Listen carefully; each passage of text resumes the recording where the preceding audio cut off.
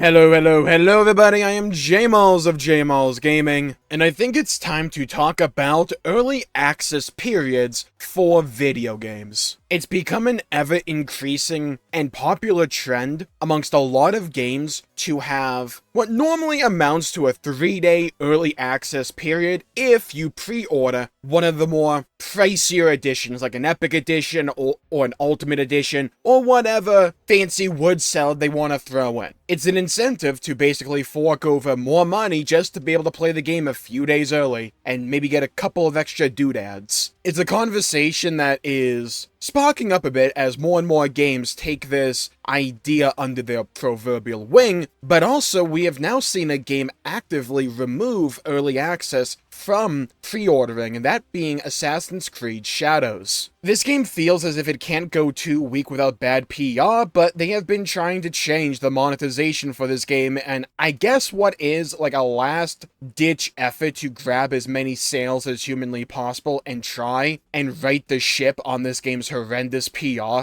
A lot of outlets are reporting on this. I'll link a PC Gamer article that I'll be using in the description down below. But for that game, apparently, the early access was in the collector's edition. That was like $280? Dude, who's buying this? And one of the community managers said in the Discord, apparently, that they're no longer doing this and that it's going down by $50. That being the collector's edition. I don't want this video just to turn into another hit piece on Assassin's Creed Shadows, or really talking about the merits of that game. I've talked about it before, how I'm not particularly enthused by it. The gameplay doesn't look particularly fun or unique to me, and the game overall just looks rather dull. But it's an interesting example of a game taking away early access, at least in one of the editions. Overall, because I feel especially with 2024, we have seen way more games lean into this. Sonic X Shadows Generations, I believe, does an early access period as well. Warhammer 40k Space Marine 2 did an early access as well. Dragon Ball Sparking Zero, and even MMORPGs, that being Final Fantasy XIV and World of Warcraft, do early access,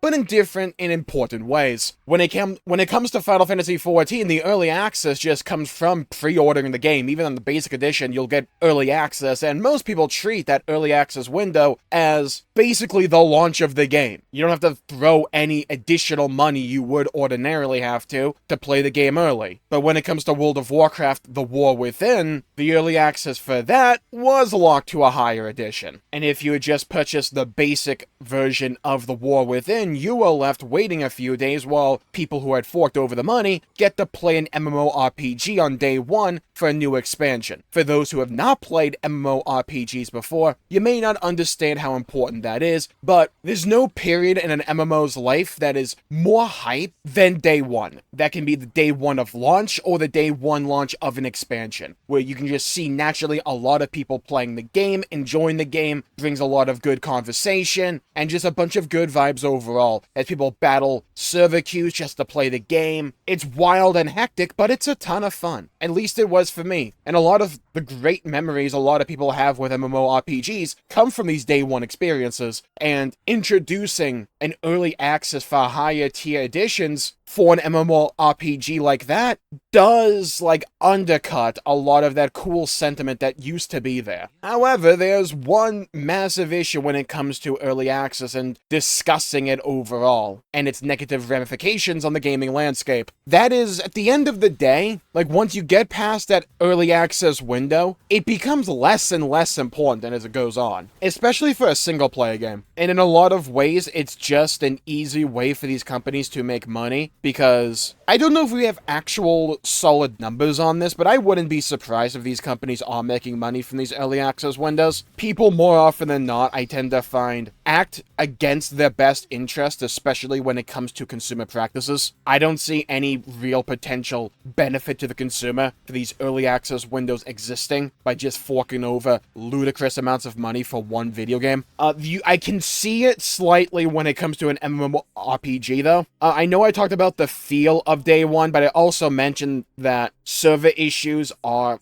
intrinsic to those, experiences because you have a whole bunch of people crashing a singular server or whatever. If you remember back to the days of Warlords of Draenor from World of Warcraft, or some of the infamous day ones of Final Fantasy XIV, then you'll know it can be really annoying sitting in a multi-thousand person queue waiting for the privilege of playing the game you pay monthly for. And so, at least theoretically, if you let some people in early, you're not having that entire wave of people on day one, and hopefully managing the server stability will be easier. At least that would be the ideal circumstance, and I can understand the appeal of that way of thinking, because in essence it's a staggered release. A rebuttal that you could pose against that argument would be, hey, shouldn't they just get more server capacity to make sure that they're good in the events of a day one surge? I know how that can sound appealing or sound like an easy solution, but generally speaking, the population of MMOs dies off after that initial launch window until the next launch window, and it just wouldn't make a bunch of financial sense to manage a bunch of these servers you're just not using for the bulk of time. It's one of those things with no real easy answer, but I can see why some people would be pro early access for situations like this. But for me, when it concerns single player games, I just think early access, I'm just gonna rip the band-aid off and be pretty blunt about this, I think it's stupid. It's hardly the worst or most egregious form of monetization that we have seen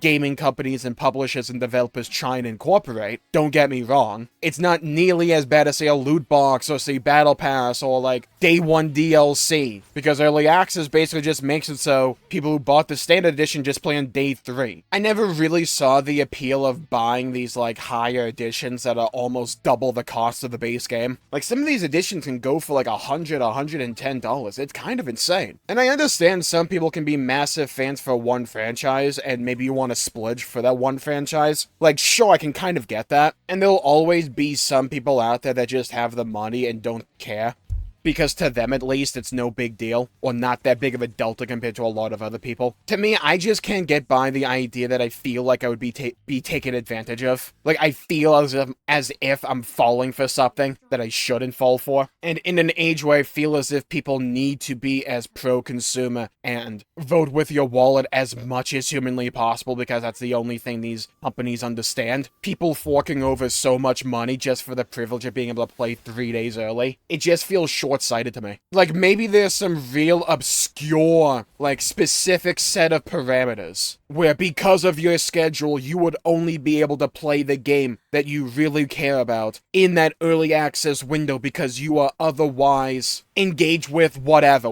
whether that be work, family, or whatever event. So it's like, I have to play now or I'm gonna have to wait so much time, I don't mind forking over all this money for early access. Like, maybe. But I feel as if that is one of those kinds of arguments that people make where it's so hyper niche and hyper specific that it's not really a good real world example for the majority of people, and that the actual reason that a lot of people, or at least the people that do partake in these practices, end up going for it is just because they're either impatient or lazy. There's also an element to it where the early access, in my opinion, and I would love to see if there's actual numbers for this, but it's kind of similar to the Persona 3 Reload scenario, and bear with me here. When it comes to Persona 3 Reload, if you wanted the game's DLC, Episode Igus, you couldn't buy it separately. Instead, you have to buy the expansion pass, which came bundled with a few songs in it. But the whole thing, on the whole, cost $35. And because of that price point, people wanted to just be able to buy Episode Igus by itself at a cheaper cost. But if you still wanted to end up playing Episode Igus, you either needed Game Pass Ultimate or you had to fork over $35. So basically, the perceived thing there was that Episode Igus's value was being inflated because it was juxtaposed with a bunch of extra filler stuff that most people, I imagine, didn't care about, but they wanted to play Episode Igus. So